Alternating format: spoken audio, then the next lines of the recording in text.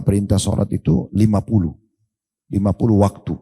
Ya, ini kalau 50 waktu berarti per 10 menit azan. Ya. Bisa nggak kira-kira? Sekarang 5 waktu aja masih kendor-kendor gitu ya. Maka ini jasanya Nabi Musa. Nabi Musa AS mengatakan, hai Muhammad, berapa sholat disyariatkan Allah untuk umatmu? Kata Nabi Musa SAW, 50 waktu sholat. Kata Nabi Musa, umatmu gak mampu. Minta keringanan. Maka Nabi SAW itu masih balik lagi tuh. Dari langit ke-6 naik lagi ke Sidratul Muntaha, minta sama Allah keringanan. Allah ringankan 5, jadi 45. Turun lagi langit ke-6, langit ke-7, Nabi Ibrahim tidak bicara apa-apa. Langit ke-6 Nabi Musa tahan lagi. Nabi Musa mengatakan, berapa hai Muhammad? 45. Masih berat bagi umat, meminta keringanan. Nabi terus bolak-balik minta, Allah ringankan 5 sampai sisa 5. 5 saja Nabi Musa masih bilang, hai Muhammad masih berat. Ya. Akhirnya Nabi Muhammad SAW mengatakan, aku sudah malu kepada Tuhanku. Udah cukup, maksudnya minta terus keringanan itu gak mungkin. Maka Allah pun berfirman pada saat itu, hai Muhammad, dia 5 waktu sholat tapi pahalanya 50 waktu sholat. Karena semua kebaikan dalam Islam dilipat gandakan 10 kali lipat. Ya, jadi sama dengan kita kerjakan 50 waktu sholat.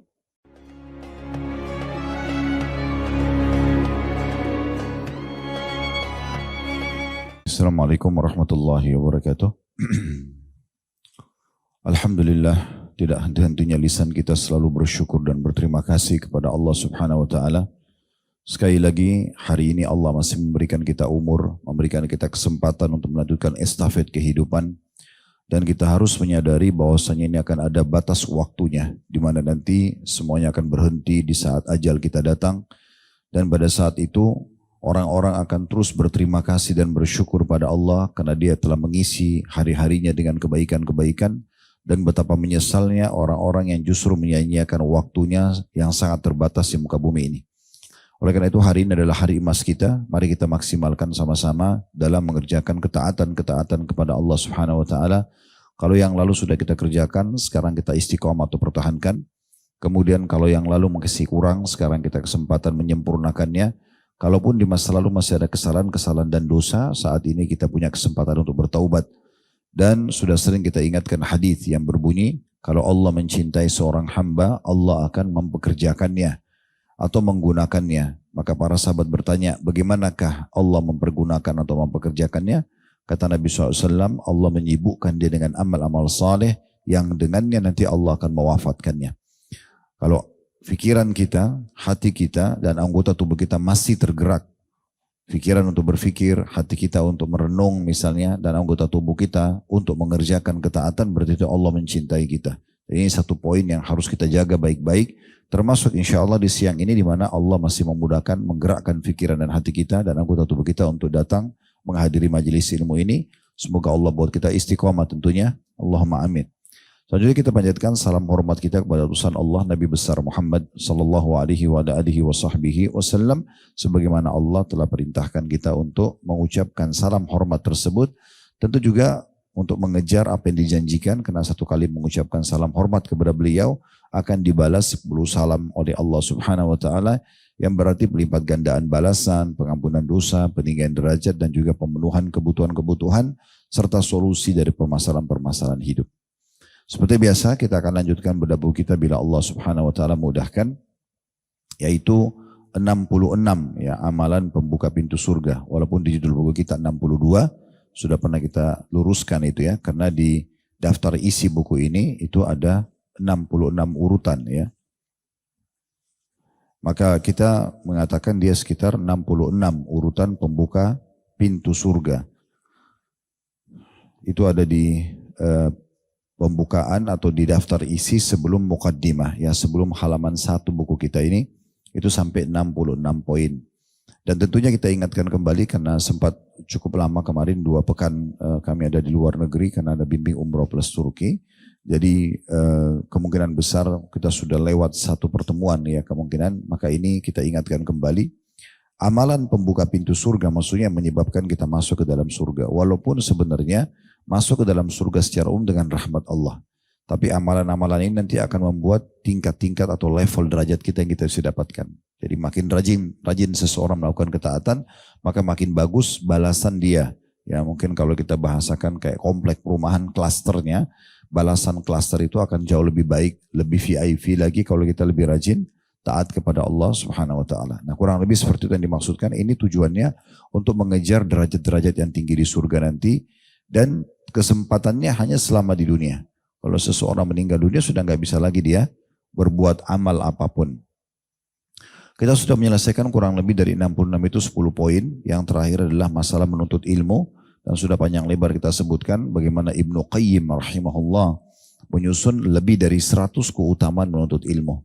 Ya, cukuplah dengan hadirnya malaikat dalam majelis ilmu, cukuplah seperti orang sedang berjihad, padahal sebenarnya kita duduk di ruangan AC seperti ini misalnya, ya nyaman saja terdengar dengan suara mikrofon, ini suaranya jadi jelas, kita punya buku rujukan, santai sekali sebenarnya belajar, tapi pahalanya sama dengan jihad. Bahkan kalau ikhlas keluar dari rumah menuntut ilmu, pahalanya dalam hadis lain sama dengan haji lengkap. Kita tahu haji itu cukup besar biaya yang harus disiapkan dan energi yang dikerahkan, biaya yang dikeluarkan, ini luar biasa itu ya. Waktu yang juga diluangkan, itu besar sekali untuk pergi haji. Tapi kita bisa dapatkan dengan satu kali majelis ilmu. Asal kita ikhlas karena Allah Subhanahu wa ta'ala. Dan sekian banyak keutamaan-keutamaan, diantaranya hadis yang disebutkan di poin 10, siapa yang menempuh perjalanan untuk menuntut ilmu, jadi jalan sengaja mencarinya, maka Allah akan memudahkan baginya dengan perbuatan tersebut jalan menuju ke surga. Salah satu maknanya adalah kalau setiap pulang dari majelis ilmu pasti kita dapat semangat keimanan untuk mengerjakan ketaatan dan meninggalkan larangan. Itu hanya membawa kita ke surga tentunya.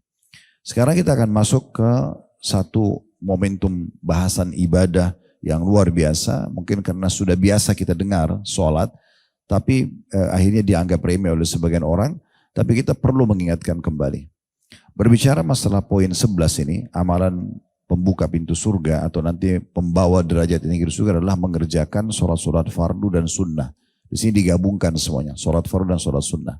Nah, mungkin kita mulai menjelaskan dulu, satu-satunya ibadah, tidak ada ibadah yang sama dengan ini, di mana Allah Subhanahu wa ta'ala memberikannya kepada Nabi Muhammad SAW di langit.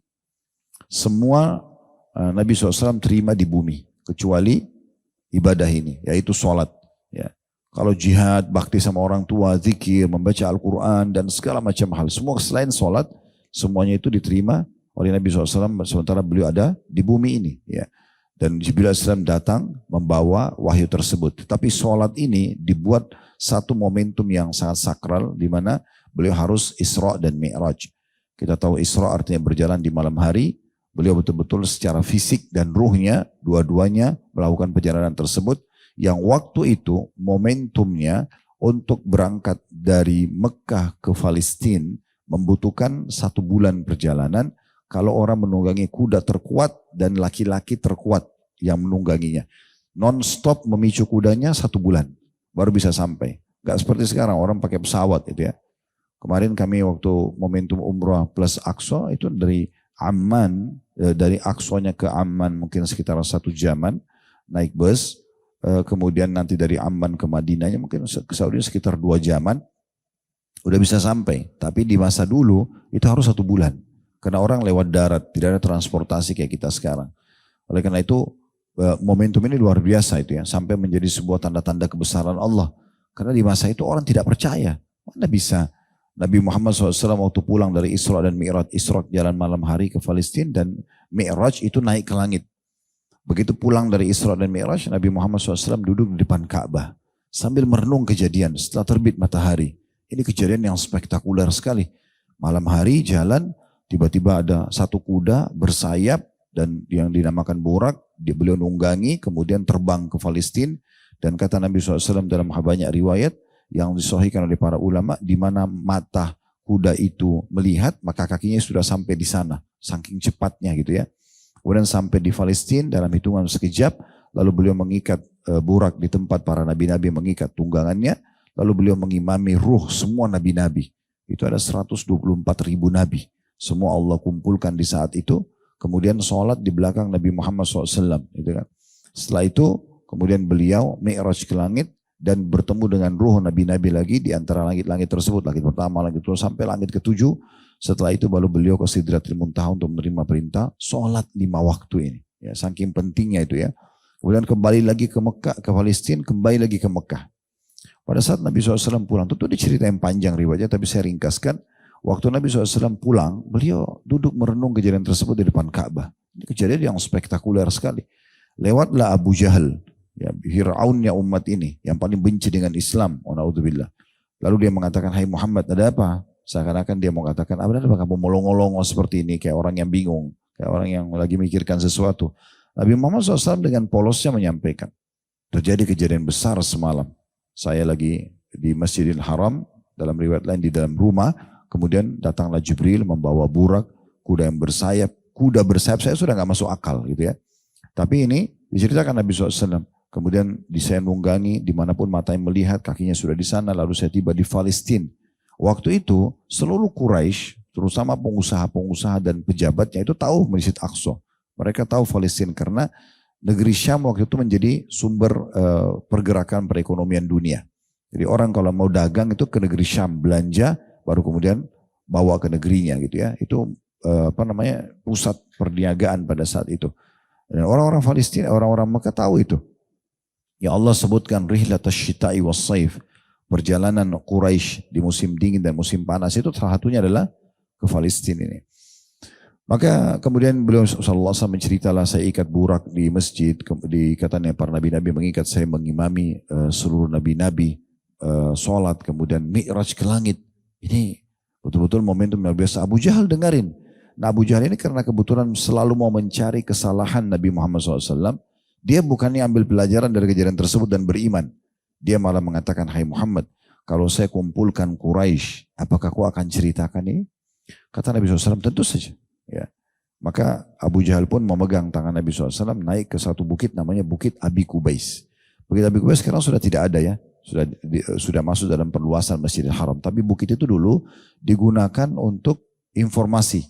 Jadi kalau kita sekarang mungkin media, kalau zaman dulu itu di Mekah orang kalau mau sampaikan ada pasukan yang mau menyerang Mekah, ada satu tokoh masyarakat meninggal misalnya, maka ada orang yang diutus naik ke Bukit Abi Kubais lalu teriak-teriak dengan suara keras untuk memberikan informasi. Dan masyarakat bisa mendengar di bawah bukit itu karena tidak terlalu tinggi. Nah di situ tidak boleh sembarangan orang naik. Kalau ada sembarangan orang naik mungkin bisa dihukum mati. Kalau dia misalnya cuma jadikan momentum untuk main-main atau apa itu nggak bisa gitu. Nah, pada saat itu Abu Jahal memegang tangan Nabi SAW mengajak ke Bukit Abi Kubais lalu teriak-teriak. Ayo Quraisy kumpullah. Quraisy waktu lihat di atas Bukit Abi Kubais ada Abu Jahal pimpinan orang-orang kafir. Ada Nabi SAW, nabinya orang Islam itu. Maka semua kumpul, orang muslim dan orang kafir kumpul. Mau mendengar. Maka Abu Jahal mengatakan, hai Quraisy dengarkanlah Muhammad akan cerita. Tujuannya dia bukan untuk menyebarkan berita Isra dan Mi'raj. Gitu ya. Kemudian pada saat itu Nabi Quraisy mengatakan, Abu Jahal mengatakan, hai Muhammad sampaikan. Nabi SAW sampaikan. Dengan polosnya belum menyampaikan semua apa yang terjadi. Di situ orang-orang kafir makin kafir. Ya. Karena mereka nggak percaya. Nggak masuk akal. Ada kuda bersayap terbang ke Palestina. Kemudian sholat mengimami ruh-ruh. Kemudian kembali lagi ke Mekah. Ini berarti 2 bulan perjalanan. Kalau masa itu kuda tercepat, laki-laki terkuat gitu ya. Non-stop lagi, itu nggak mungkin. Pasti dia istirahat gitu.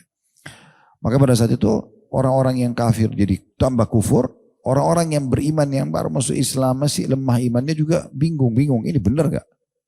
Maka Abu Jahal turun dari Bukit Abi Kubais sambil tersenyum dan mengatakan sekarang agama Muhammad sudah selesai. Udah gak ada. Udah kalah dia. Karena ini cerita bohong. Maka dia pun pergi ke Darun Nadwa. Tempat kumpulnya orang-orang Quraisy. Lalu dia bilang, hai Quraisy berita gembira. Agamanya Muhammad sudah habis. Gak ada lagi dia. Maka mereka mengatakan ada apa wahai Abu Hakam. Dipanggil Abu Hakam dia ya. Abu Hakam itu maksudnya orang yang bijaksana. Abu Jahal itu dianggap orang bijaksana. Tapi dia tidak mau beriman pada Nabi SAW. Pernah kita jelaskan di kelas kita ini kenapa? Karena dia menganggap dari dulu sukunya Nabi Muhammad SAW itu bersaing dengan sukunya untuk mencari kedudukan di Mekah. Kalau suku Nabi Muhammad SAW siapkan pasukan untuk membela Mekah, maka suku Abu Jahal juga begitu. Kalau suku Nabi SAW itu menyiapkan makan dan minum buat jemaah haji gratis, maka suku Abu Jahal juga sama. Nah, Abu Jahal itu ditanya oleh Abu Sufyan, kenapa anda tidak beriman? Bukankah anda tahu Muhammad itu benar? Bacaan Qur'annya itu ayat yang dibaca itu adalah benar.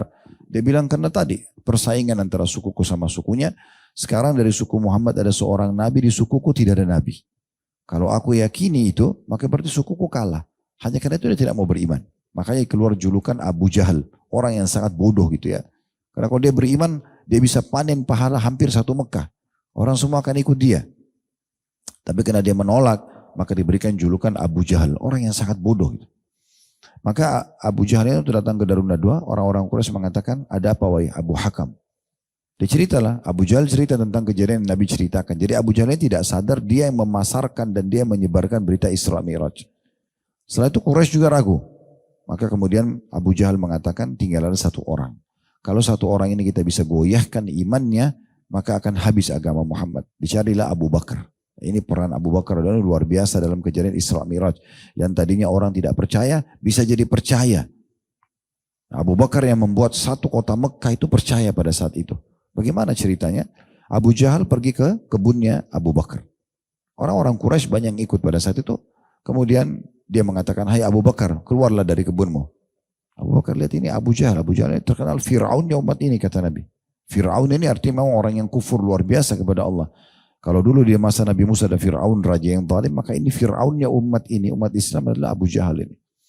Maka Abu Bakar sudah tahu ini pasti ada masalah ini. Gak mungkin orang ini datang bawa baik-baik gitu. Maka pada saat itu Abu Bakar mengatakan ada apa? Dia bilang, Abu Jahal bilang, itu temanmu sudah gila. Masa Muhammad cerita begini dan begitu. Diceritalah panjang lebar Isra Mi'raj yang Abu Bakar sendiri belum dengar. Baru kali itu dia dengar gitu kan. Tapi Abu Bakar sudah tahu ini. Pasti ini ada sesuatu yang tidak benar.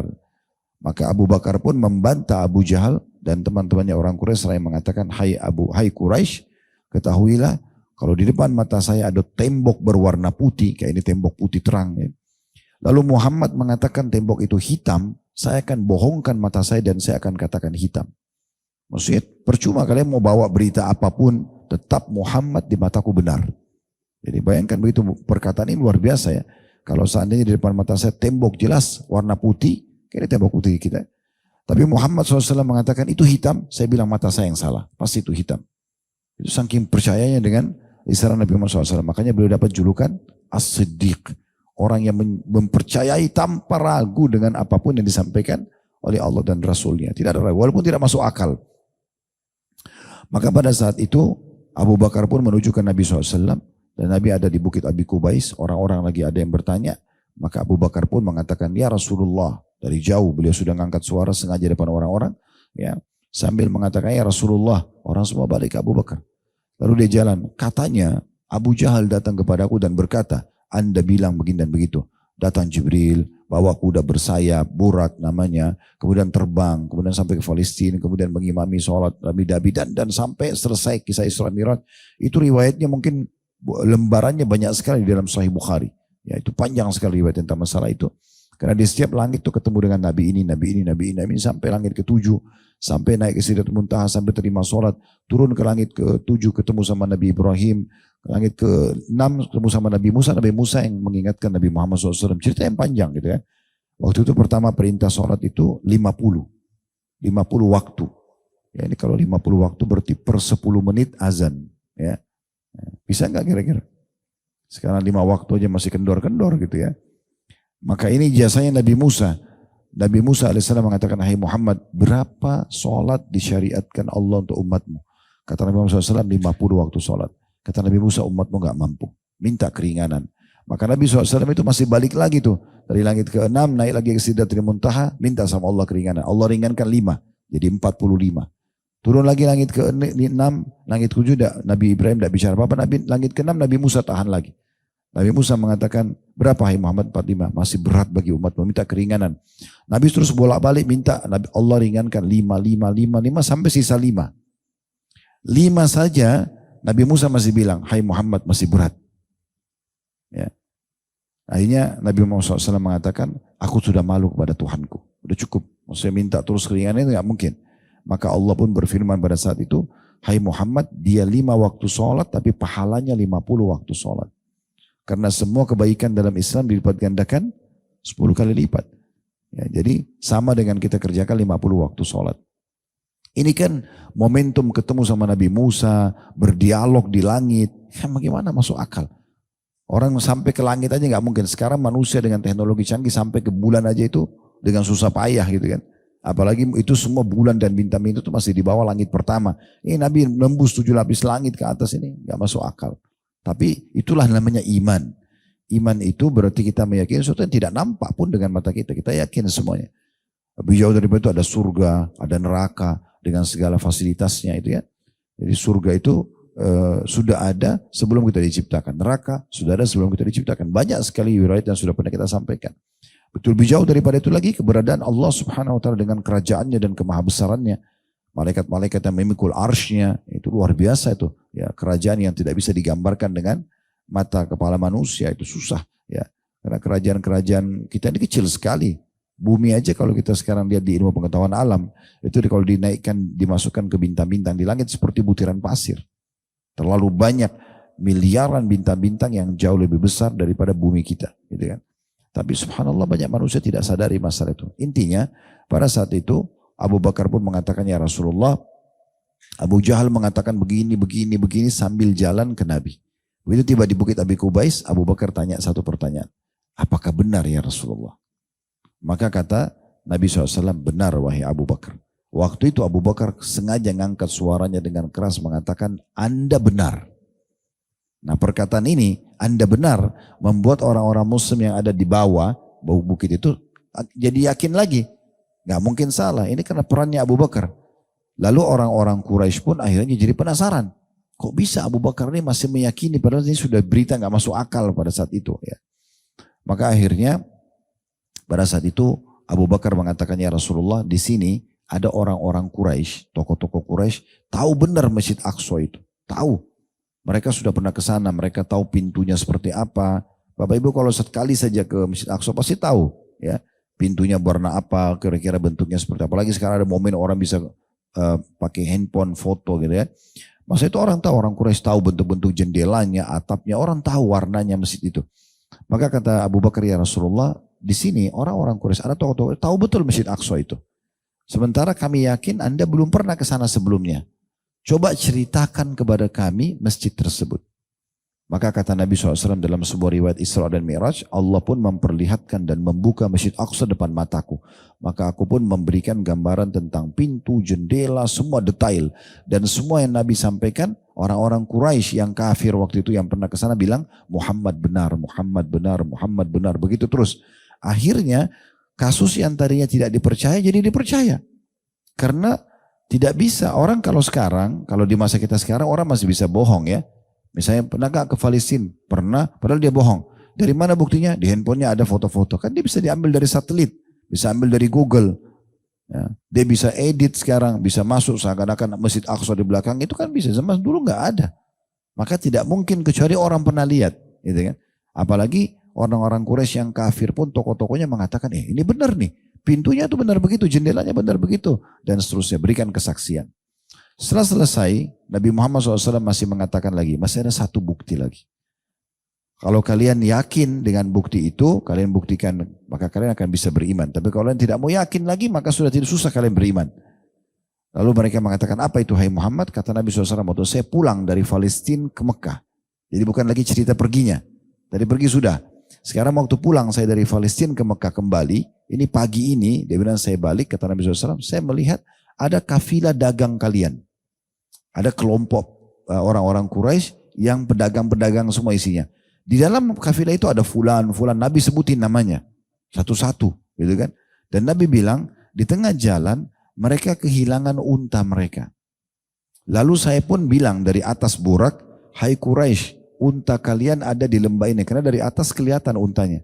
Carilah kalian akan temukan. Maka orang-orang Quraisy rupanya dengar suara Nabi tapi tidak tahu itu suara siapa. Mereka pergi ke lembah itu dapat untanya. Kata Nabi SAW, dan disebutkan cirinya, kafilahnya itu berapa unta. Unta yang pertama itu seperti apa, ukurannya dan segala macam.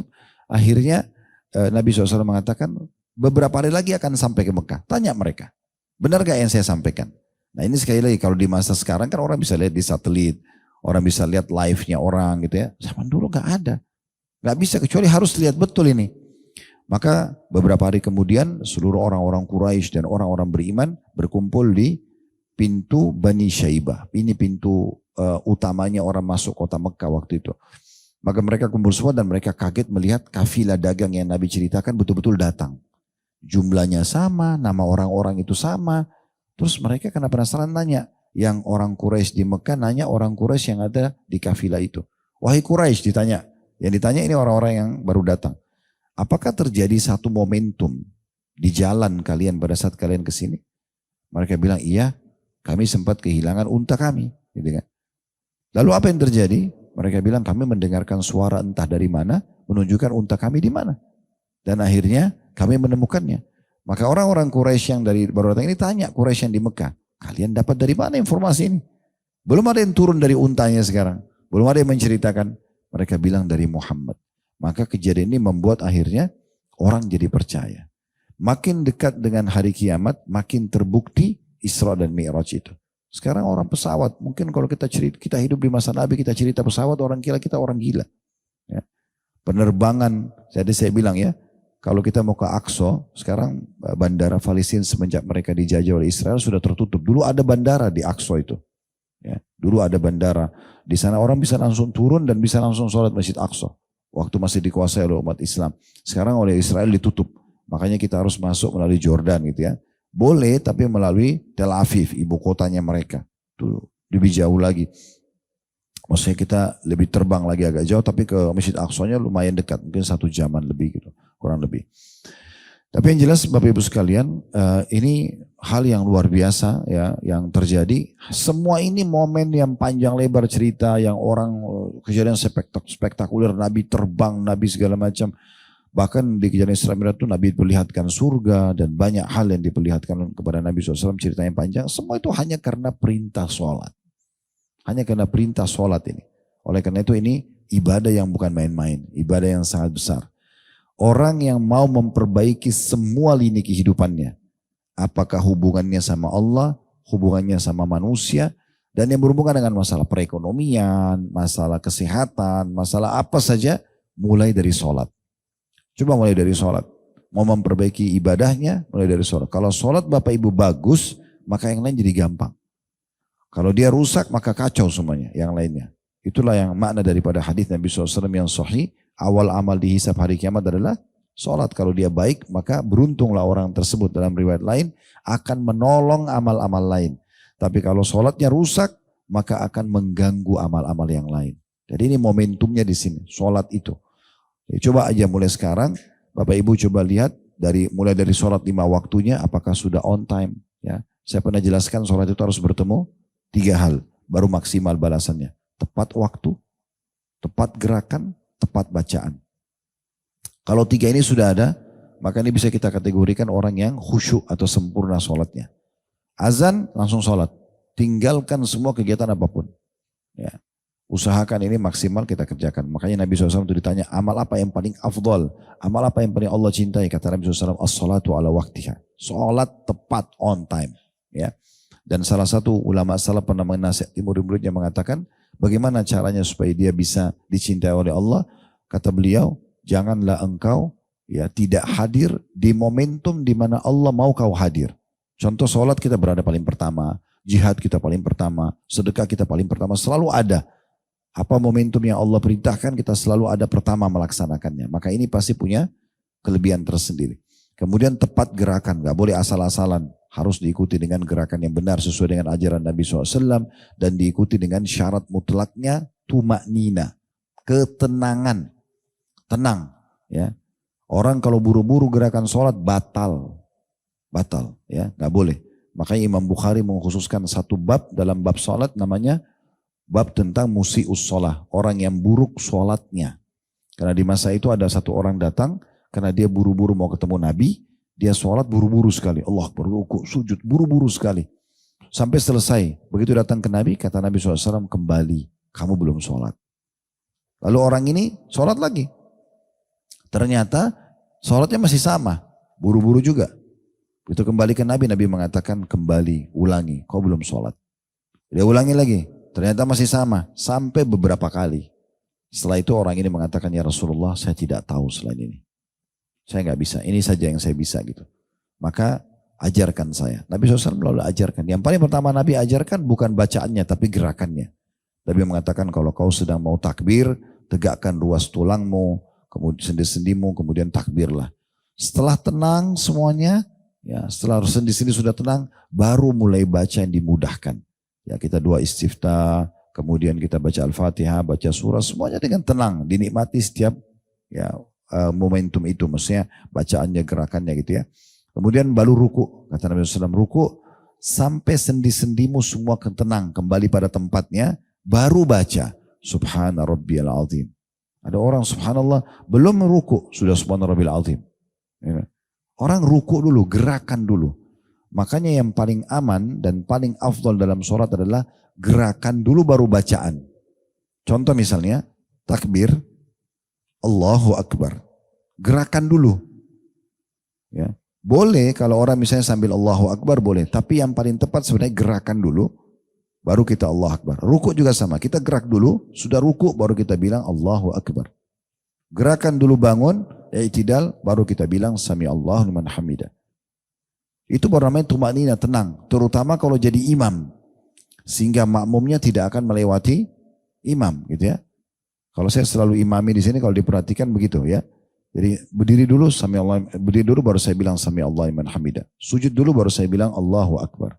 Nah itu baru benar gitu ya.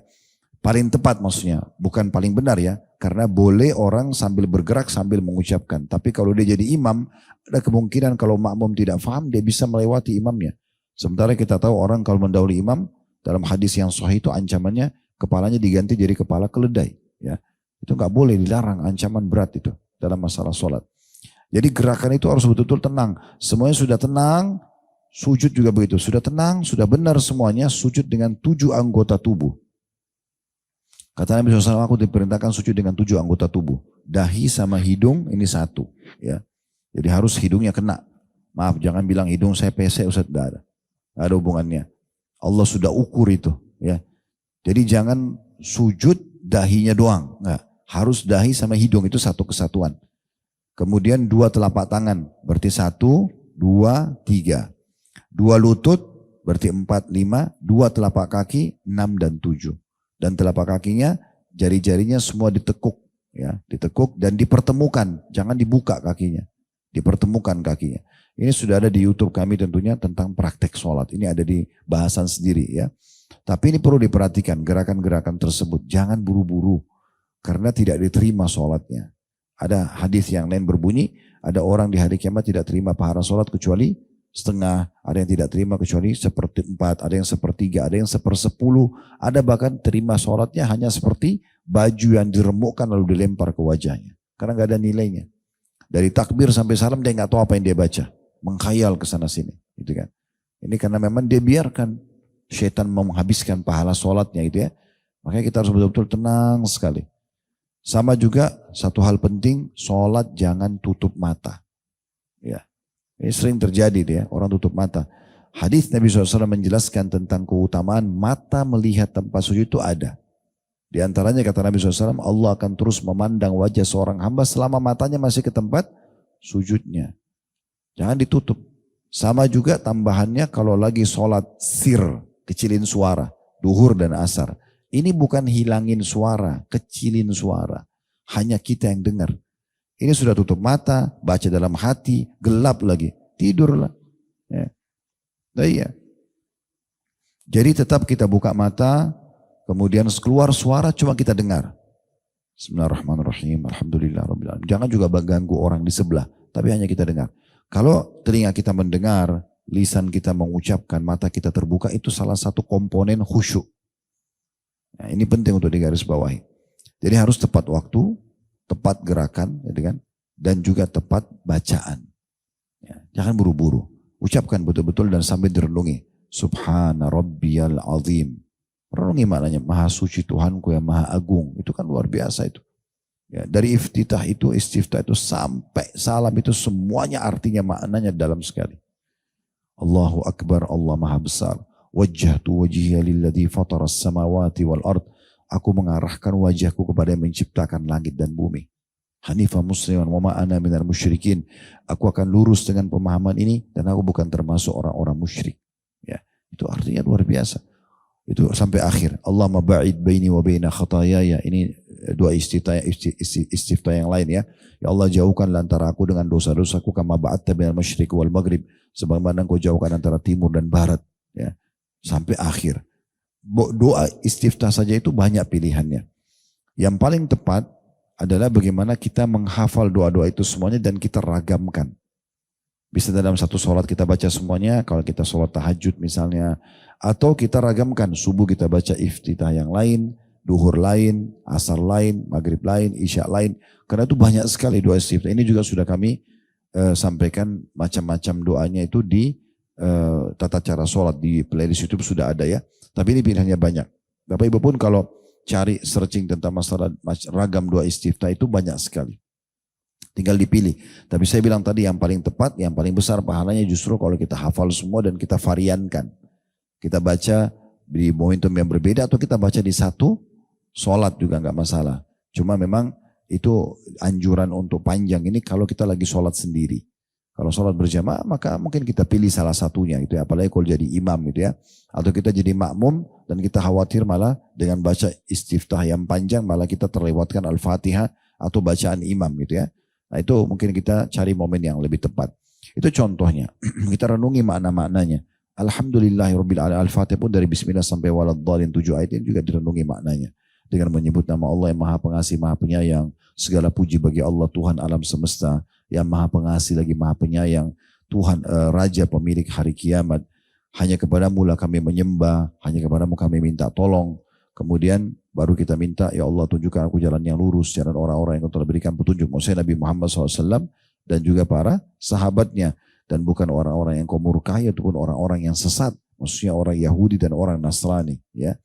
Ini Al-Fatihah 7 ayat ini dari Bismillah sampai Al-Fatihah. Dimulai dari ayat 2-nya Alhamdulillahirrabbilalamin. Itu dalam sebuah hadits yang sahih dikatakan. Kalau orang baca ini Alhamdulillahirrabbilalamin, segala puji dan puja kehadirat Allah Tuhan alam semesta.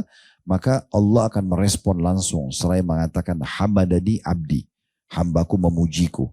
Jadi sebenarnya itu komunikasi antara kita sama Allah di saat sholat ya. Jadi jangan lewatkan satu huruf pun kecuali kita baca dengan jelas, kita juga tenang gitu ya.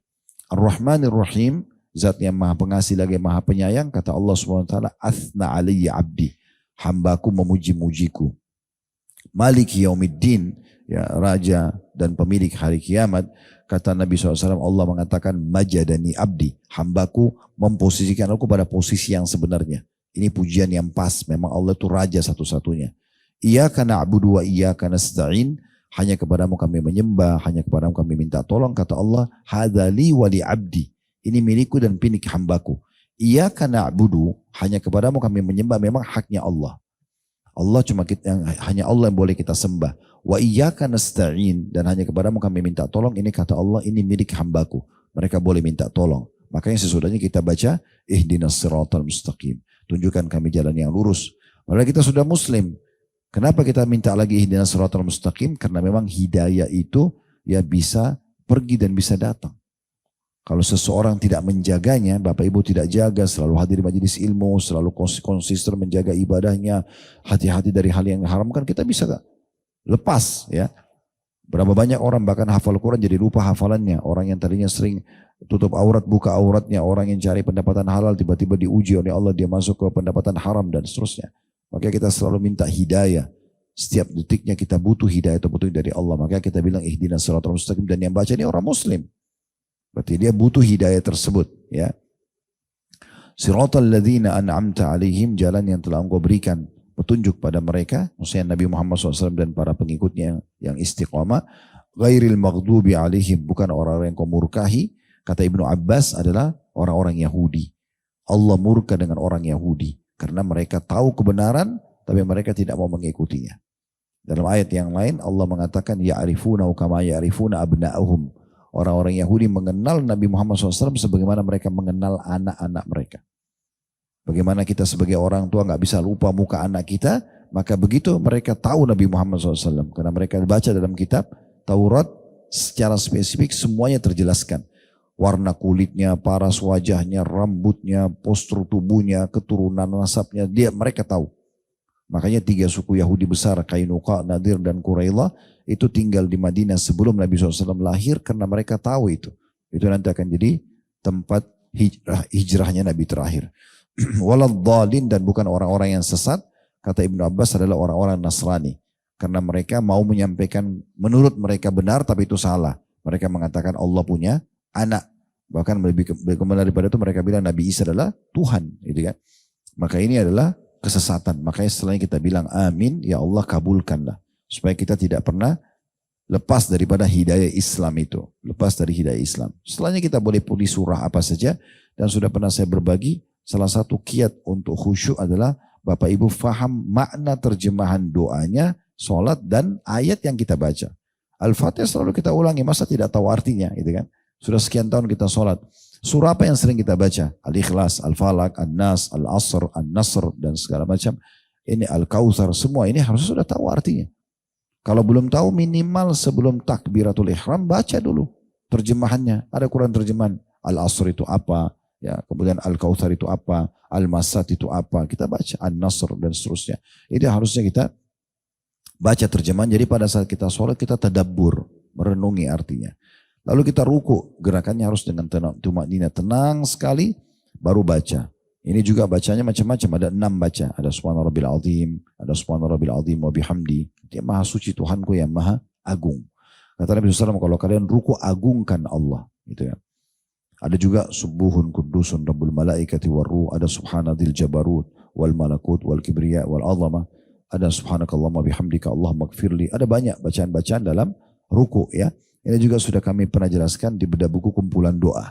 Kalau dilihat di playlist YouTube banyak sekali, itu ada 6 ya.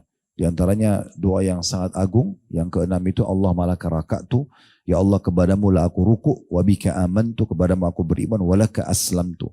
Dan kepadamu aku menyerahkan diri, raka'as sam'i, telah ruku pendengaranku, wa basari, penglihatanku, ya, wa lahmi dan dagingku, wa dami dan darahku, wa idami dan tulang-tulangku, wa mastaqalla bihi qadami, dan apapun yang ditopang oleh kedua kakiku.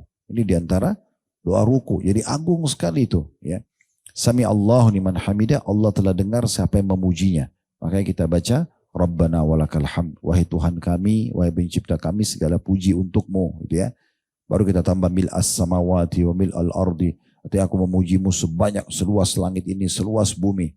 Wil uma syi'ta min syai'in ba'd, dan aku memujimu sesuai dengan apa yang Engkau kehendaki ya Allah. Tidak tahu berapa banyak Engkau menghendaki puji-pujian ini, maka aku ucapkan semua itu. Dan cukup banyak tambahannya ya. Ada hamdan katsiran tayyiban mubarakan fi, puji-pujian yang banyak yang penuh dengan berkah ya untuk Allah. Itu waktu ada seorang sahabat baca itu, setelah Nabi bilang sami Allah liman hamidah, Rabbana walakal hamd, dia bilang hamdan katsiran tayyiban mubarakan fi, yang segala puji-pujian yang banyak kepada Allah, yang penuh dengan berkah ya, yang sempurna gitu ya. Maka Nabi bilang setelah salam, siapa tadi yang baca itu? Ada sahabat mengatakan saya Rasulullah. Kata Nabi SAW, Allah perlihatkan saya beberapa malaikat berlumba-lumba mencatat puji-pujianmu itu. Ya, karena besarnya pahalanya dan mulianya kata-kata itu. Tentu ada lagi yang lain ya. Ya, ada di sholat malam Nabi baca li rabbil hamd, diulang-ulangi. Li rabbil hamd artinya segala puji dan puja untukmu ya Allah. Li rabbil hamd, ya, li rabbil hamd, diulang-ulangi gitu ya. Kalau tidak salah ada sebuah athar menyebutkan Nabi baca sampai 10 atau 11 kali. Ya, tapi itu tentang sholat malam ya. Kemudian ada juga bacaan yang lain, Allah malamani lima a'taita wa la mu'ti lima mana'ta wa la yanfa'u dzal jaddu minkal jadd. Ini biasa dibaca habis sholat, tapi ini dibaca juga di i'tidal. Ya. Jadi ini juga bacaan dari i'tidal. Jadi ada banyak macam sekali ragam baca i'tidal. Begitu juga dengan sujud. Pada saat kita sujud, setelah anggota tubuh kita tenang sekali, baru kita baca subhana rabbiyal a'la. Makanya hitungannya cuma 1 sampai 3 kali. Jadi bukan justru kalau Allah suruh kita baca 1 kali sujud 100 kali, mungkin orang buru-buru. Tapi ini 1 sampai 3 kali. Apa yang dikejar? Renungi maknanya. Maha suci Tuhanku yang maha tinggi. Subhana rabbiyal a'la. Dan kata Nabi SAW supaya kita tidak buru-buru dalam sujud, akrabu abdun ila rabbi wa huwa sajid. Paling dekatnya seorang hamba dengan Allah pada saat justru dia sujud. Fa'akthuru fihi doa. Perbanyak doa pada saat itu. Justru lama-lama. Ya. Justru lama-lama itu momentum yang luar biasa gitu. Di hari kiamat nanti, orang-orang yang beriman disuruh sujud sama Allah. Mereka lihat kebesaran Allah, sudah lihat terbuka pandangan hijab matanya ini, penutup matanya sudah terbuka. Udah bisa lihat malaikat, lihat arsy Allah. Ya itu semua bisa terlihat. Maka orang-orang beriman dalam satu ayat Al-Quran disuruh sujud, mereka sujud. Yang tidak mau sujud di dunia tidak bisa sujud sama sekali. Mereka nggak bisa, mau bungkukin badan mereka nggak mampu. Jadi gerakan sujud itu adalah gerakan yang sangat mulia. Setelah selesai, sampaikan hajat kita, kemudian kita duduk di antara dua sujud. Itu juga dua lagi. Ya, paling sederhana, Rabbi gifirli, dua kali diulangi. Wahai Tuhanku ampunilah aku, wahai Tuhanku ampuni aku. Tapi kalau yang punya Rabbi gifirli warhamni wajuburni wa'afini warzukni warfa'ni, itu semua ada banyak lafaz-lafaznya dan boleh beragam lafaz yang dibaca. Ada yang dimulai dengan ini, ada yang dimulai dengan itu. Jadi beda-beda. Tapi itu insya Allah selama dari riwayatnya boleh kita pakai. Karena artinya mulia sekali ya. Ya Allah ampuni aku, berikan aku keselamatan, penuhi kebutuhanku, berikan kesehatan dan segala macam. Itu kita baca. Kemudian ruku lagi, sujud lagi, baca sama. Lalu kita pada saat mau berdiri ke rakaat kedua, itu ada namanya duduk istirahat. Duduk dulu, seperti orang duduk mau di antara dua sujud, baru berdiri. Jadi jangan langsung berdiri. Dan Nabi SAW melarang kita sujud dan bangun dari sujud seperti unta mau duduk. Ya, unta itu kalau mau duduk biasanya tangannya dulu, bokongnya masih di atas. Ya, baru kemudian bokongnya turun. Bukan berarti kita nggak boleh tangan turun duluan, tapi usahakan pada saat turun tangan kita itu tidak keadaan bokongnya di atas. Ya, kalau mau lebih aman lututnya duluan. Ya, duluan maksudnya. Lututnya turun dulu baru kemudian tangannya. Dan usahakan sujud itu dengan cara-cara yang sudah Nabi sampaikan. Ya, Nabi SAW melarang orang sujud seperti anjing yang sedang duduk. Lihat anjing kalau duduk itu sikunya kan kesentuh tanah. Nah itu dilarang sehingga diangkat sikunya. Gitu kan. Ada jarak antara siku sama tulang rusuk. Ya. Paling aman sih sebenarnya kalau Bapak Ibu mau lebih tenang, kalau yang saya biasa praktekin, sholat itu ini ada gerakan dasar. Ini kan takbiratul ihramnya ya. Allahu Akbar. Jari-jari semua rapat begini. Ini rata dengan pundak. Atau rata dengan kuping. Ini pilihannya begini. Sambil mata ke tempat sujud. Allahu Akbar. Nah pada saat taruh di dada. Ditaruh di ulu hati ya. Atau di atasnya sedikit. Itu tempat yang paling tepat. Itu mempertemukan antara punggung bagian kanan dalam. Dengan punggung kiri luar. Seperti ini. Atau pergelangan kanan memegang pergelangan kiri, memegang. Bisa dua pilihan, bisa di sini, bisa di sini. Itu diletakkan di sini. Maaf, sekarang Bapak Ibu nanti kalau sholat bisa dipraktikin. Coba bedakan antara begini, Allahu Akbar, dengan kalau kita taruh di bawah pusar. Kalau kita taruh di itu saya pernah praktikin karena saya mau tahu apa sebenarnya hikmahnya. Walaupun itu tidak disalahkan ya. Ada juga beberapa orang sholat dengan cara seperti itu. Tapi yang saya pernah coba lihat ternyata riwayat menyebutkan ada diletakkan di daerah sini. Saya lihat itu beda sekali bawaan kita khusyuknya. Ya. Itu beda. Setelah itu tentu ruas tulang belakang ditegakkan, mata dibuka lalu kita sambil baca. Nah setelah selesai mau ruku sama nih kembali ke gerakan dasar. Allahu Akbar. Ini tadi yang kayak takbiratul ihram. Gerakannya sama lagi waktu mau ruku. Nah kembali begini baru ruku. Nah kemudian lututnya digenggam dengan tangan kanan dan kiri. Dan caranya turun itu bukan begini. Tetapi lurus ke depan. Jadi coba kalau ruku nanti muka kita itu kayak turun lurus ke depan. Sehingga semua otot paha belakang sama punggung kita itu semua ketarik. Ya, ketarik semua. Beda ini tuh kalau kita turun dekat seperti ini atau kita turun ke depan gitu ya. Itu akan beda. Dan usahakan kalau ada cermin ini selain waktu sholat di kamar, di rumah, itu lihat badannya. Karena Nabi SAW dikatakan pada saat ruku itu punggung beliau rata, sampai kalau ditaruh bejana air gak tumpah. Nah, saya biasa lihat banyak, bapak biasa lagi sholat di sebelah saya, itu rukunya ada yang terlalu turun, ada juga yang terlalu naik. Maka biasa kena bapak di sebelah saya bilang sebentar Pak, maaf tadi rukunya itu ada yang keliru. Coba Bapak ruku, dia ruku lalu saya fotoin. Nah ini fotonya. Bagaimana caranya coba lakukan sekarang yang begini. Jadi sekali lagi ya, kalau lagi berdiri, kita turun itu ke depan begini, turunnya. Jangan turunnya ke sini gitu. Ya. Coba lurus ke depan, mukanya itu kayak dibuang ke depan gitu. Sehingga terasa ketarik semua. Ya. Kalau ada cermin, lihat di cermin. Kalau tidak, suruh siapa, anaknya, saudaranya, suruh fotoin, lihat. Perbaikin terus sampai rukunya rata. Karena begitu memang disebutkan. Itu kan pesan ini sampai nggak mungkin kecuali memang kena tata cara sholat Nabi ya. Beliau ruku punggungnya rata sampai kalau taruh bejana air nggak tumpah. Ini penting untuk diperhatikan ya. Dan penghitungan pahala sholat termasuk juga maksimal itu di ruku dan sujud. Ya, kalau nggak salah ada hadis juga yang menyebutkan kalau orang ruku dan sujud itu Allah akan jatuhkan dosa-dosanya. Ya. Kemudian sami Allah liman hamidah sama, berdiri lagi tegak berdirinya. Badannya tegak, lurus berdiri gitu ya. Nah pada saat berdiri kembali lagi gerakan standar ini. Sami Allah liman hamidah kayak takbiratul ihram tadi. Jangan diubah-ubah ini. Ya. Ini sama, ini dua cara dalam riwayat. Bisa kembali ke dada, bisa juga kembali ke sebelah kanan, paha kanan dan paha kiri. Karena ada sebuah riwayat dikatakan Nabi SAW kalau bangun dari rukuknya, maka anggota tubuh beliau kembali seperti semula. Nah, di sini ulama berbeda pendapat. Seperti semula ini sebelum takbiratul ihram atau sudah takbiratul ihram. Ini kalau i'tidal ya. Nah, yang berpendapat bahwasanya sebelum takbiratul ihram maka mereka mengatakan sami Allah liman hamidah, tangannya kembali ke kanan dan kiri.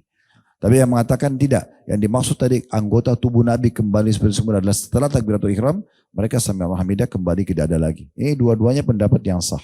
Ya. Setelah itu kita sujud itu pun bisa dua cara, lututnya dulu turun, kemudian baru tangannya. Nah, pada saat Bapak Ibu letakkan tangan di sujud, ini lihat standar tadi ya. Jadi nanti taruh telapak tangan itu sama kalau kita lagi takbir. Di tempat sujud pun sama. Posisinya sama, ini ujung jari sama dengan pundak atau sama dengan kuping, sama persis, jari-jarinya rata. Ini jadi standar gerakannya ini. Tapi bedanya siku kita sedikit dilebarkan. Kalau kita lagi sholat sendiri lebih lebar nggak apa-apa. Tapi kalau lagi sholat berjamaah jangan sikut-sikutan gitu ya. Jadi yang penting jangan pertemukan antara sikut sama tulang rusuk. Ya, kita kasih sedikit momen jalan dan usahakan sama kalau sujud jangan turun langsung di situ. Ya, wajahnya ke depan. Ambil jarak yang jauh ya. Semaksimal kita bisa gitu ya. Ambil jarak yang jauh. Kalau saya pernah lihat sebenarnya yang standar sih jari kita ini kalau kita taruh di tanah ini berarti tulang rusuknya nanti di sini. Jadi dia bukan dekat sekali tapi dia memberikan jarak ya.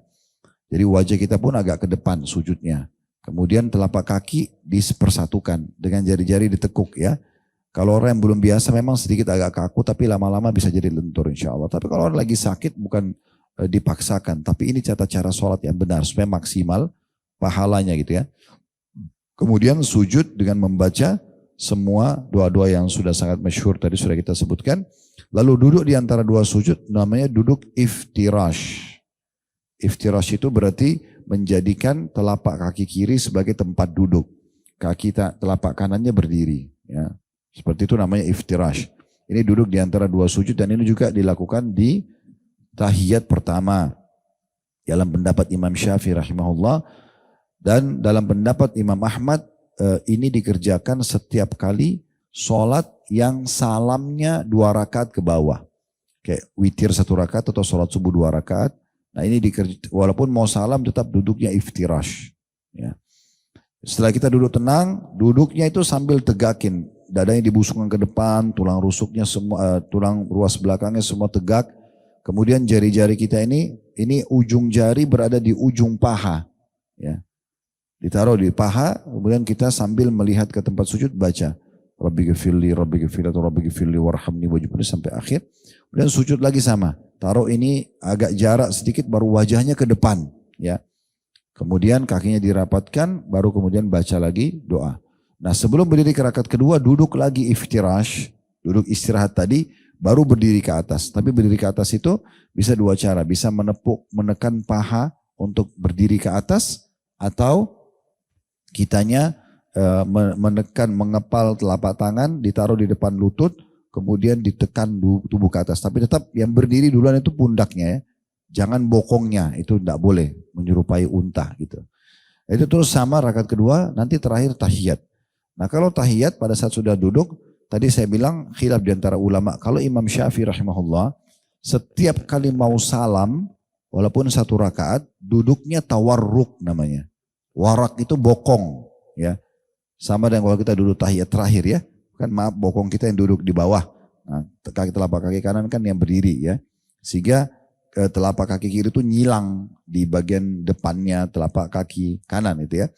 Nah itu namanya warak, tawarruk. Kalau dudukin telapak kaki kiri, iftirash namanya. Nah Imam Syafi'i mengatakan rahimahullah setiap kali mau salam, walaupun 1 rakaat atau 2 rakaat, atau itu semua duduknya tawarruk setiap mau salam. Jadi ini tidak disalahkan karena itu pendapat beliau. Kemudian Imam Ahmad mengatakan, enggak, yang duduk tawarruk ini hanya kalau di atas 2 rakaat. Contoh misalnya tahiyat pertamanya maghrib, 2 rakaat itu duduknya kan iftirash. Nanti rakaat ketiga baru tawarruk. Nah gitu. Kalau Imam Ahmad mengatakan, kalau 1 rakaat atau 2 rakaat tetap duduknya iftirash. Kayak witir 1 rakaat, sholat subuh 2 rakaat tetap duduknya iftirash. Nanti kalau sudah di atas 2 rakaat, rakaat ketiga, rakaat keempat, kayak witir rakaat ketiga atau sholat duhur rakaat keempat, itu baru duduknya tawarruk. Nah seperti itu. Kemudian jari kita pada saat tahiyat mempertemukan antara ibu jari sama jari tengah. Dipertemukan. Dibuat lingkaran seperti ini. Ya, kemudian ditaruh di ujung paha kita. Ya, kanan. Ini khilaf antara ulama, kapan mulai mengangkat jari? Di tasyahud kah atau dari awal? Ya, tapi dua-duanya pendapat ya dan boleh dipakai. Ada yang mengatakan pada saat tasyahud dan itu tidak disalahkan. Gitu ya. Dan ada yang mengatakan memang dari awal. Kalau saya termasuk ikutin pendapat yang dari awal. Ya, kita mengangkat tangan. Ada sebuah riwayat, namun sebagian ulama ada yang melemahkan, yaitu menggetarkan jari pada saat lagi tahiyat. Karena Nabi SAW mengatakan, gerakan jari di tasyahud itu, menggetarkannya itu lebih keras bagi iblis dari cambukan besi. Setelah itu sudah selesai semua bacaan dengan penuh tumak nina, ya baru kemudian kita salam. Dan cara salamnya, ingat ruas tulang belakang kita tegak, ya kemudian kita balik ke kanan sampai terlihat pipi kanan oleh makmum di belakang. Begitu digambarkan ya. Jadi assalamualaikum warahmatullah sampai lurus pandangan kita ke sana, ditahan sebentar, baru kemudian kita balik lagi assalamualaikum warahmatullah sebelah kiri. Jadi bukan cuma menoleh biasa, tapi memang kita balik ke sebelah kanan terasa sudah pandangan kita lurus ke sana dan ini sudah pipi seperti sudah melihatkan orang di belakang kita, baru kita balik lagi ke sebelah kiri. Nah, itu kurang lebih rangkaian tata cara sholat. Untuk gerakannya tentu sudah kami praktekin di YouTube, bisa diikutin.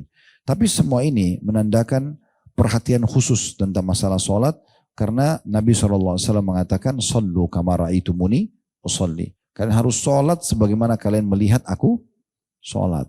Ya. Nah itu kalau sholat fardu. Jadi mungkin hari ini kita bahas judul saja ya. Karena emang ini penting sekali.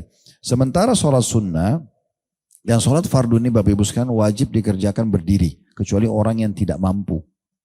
Nah, harus dikerjakan berdiri kecuali orang yang tidak mampu. Baru dia duduk.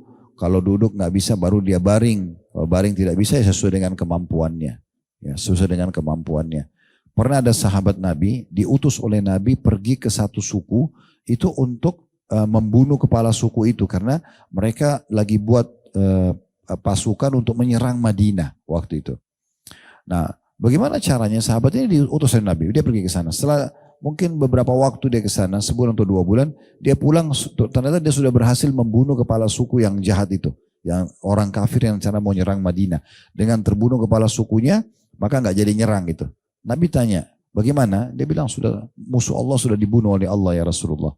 Terus Nabi tanya, bagaimana ceritanya? Dia bilang, saya bergabung dengan pasukannya, sampai saya menjadi orang kepercayaannya, dan di saat saya berdua di kemah satu waktu dia lagi tidur, maka saya membunuhnya lalu saya pulang. Lalu Nabi tanya begini, bagaimana sholatmu? Dia bilang, saya sholat dengan isyarat. Ini beda ya. Keadaannya dia karena dia jadi mata-mata kaum muslimin. Kalau dia jelas-jelasan sholat, ya kita tahu lah muslim. Gitu kan. Jadi tergantung momentum. Tapi kalau kita tidak ada masalah, sehatnya berdiri, wajib berdiri. Kemudian kalau kita nggak bisa berdiri, sakit benar-benar baru duduk. Ya.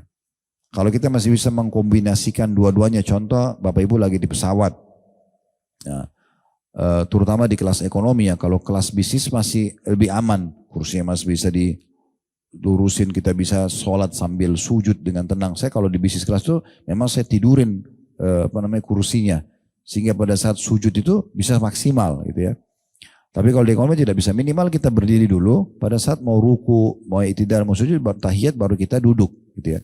Jadi kita kombinasikan, seperti itu kurang lebih. Nah ini kalau sholat wajib, tapi kalau sholat sunnah boleh berdiri, boleh duduk, walaupun tidak ada uzur. Kalau sholat sunnah beda, ya. Karena sholat sunnah ini, kata Nabi SAW, almaru malikul nafilati, seseorang itu pemilik sholat sunnahnya. Sebagaimana sholat wajib, Bapak Ibu nggak boleh batalin tanpa uzur ya. Gak boleh misalnya kita lagi sholat duhur, Allahu Akbar. Udah deh, saya gak mau sholat sini, mau sholat di rumah aja. Padahal sudah takbir, gak boleh. Tapi kalau sholat sunnah, misalnya tadi sholat ba'diyah. Terus tiba-tiba sudah takbir, kayaknya saya mau dapat pahala sholat di rumah aja deh. Boleh batalin, walaupun tidak ada udzur. Itu bedanya wajib sama sunnah. Wajib boleh dikerjakan, harus dikerjakan berdiri, tidak bisa pindah ke duduk kecuali punya udzur. Kalau sholat sunnah, walaupun kita tidak punya udzur, boleh duduk. Boleh sambil berbaring. Gitu kan? Tapi pahalanya lebih sedikit. Kata Nabi SAW, pahala orang yang duduk setengah orang yang berdiri, orang yang berbaring setengahnya orang yang duduk. Dan Aisyah mengatakan, jangan pernah kalian tinggalkan sholat malam, karena kalau Nabi SAW dalam kondisi letih pun, boleh tetap sholat malam walaupun duduk. Nah, jadi memang Nabi SAW pernah mencontohkan sholat duduk itu ya. Sebagaimana sholat wajib tidak boleh sembarangan Bapak Ibu batalin, tapi kalau sholat sunnah boleh kita batalin. Ya, boleh kita batalin setiap saat. Seperti contoh misalnya seorang anak dipanggil oleh orang tuanya. Nah misalnya ya ibu panggil anaknya atau kita dipanggil oleh ibu kita atau ayah kita. Kalau kita lagi sholat wajib nggak boleh kita batalin. Nggak boleh kita batalin. Tapi kalau sholat sunnah kita wajib batalin demi untuk menjawab panggilan orang tua kita. Sama ibu-ibu juga dipanggil oleh suaminya. Kalau lagi sholat sunnah kita harus batalin. Ya. Sama dengan puasa wajib Ramadan. Nggak boleh kita batalin hanya karena undangan orang. Tapi kalau puasa sunnah boleh kita batalin. Karena menggembirakan seorang muslim, memenuhi hajat dia, itu bagian daripada hal yang dianjurkan. Ya. Maka boleh dibatalin yang sunnahnya. Jadi ini perlu difahami secara hukum. Nah sekarang fungsinya, ini sebagai penutup ya. Fungsi sholat wajib itu untuk memberatkan timbangan hari kiamat. Ya. Dan juga dia akan membantu amal-amal lain. Sementara fungsi sholat sunnah itu untuk menambah. Ya. Dan menyempurnakan kekurangan sholat wajib.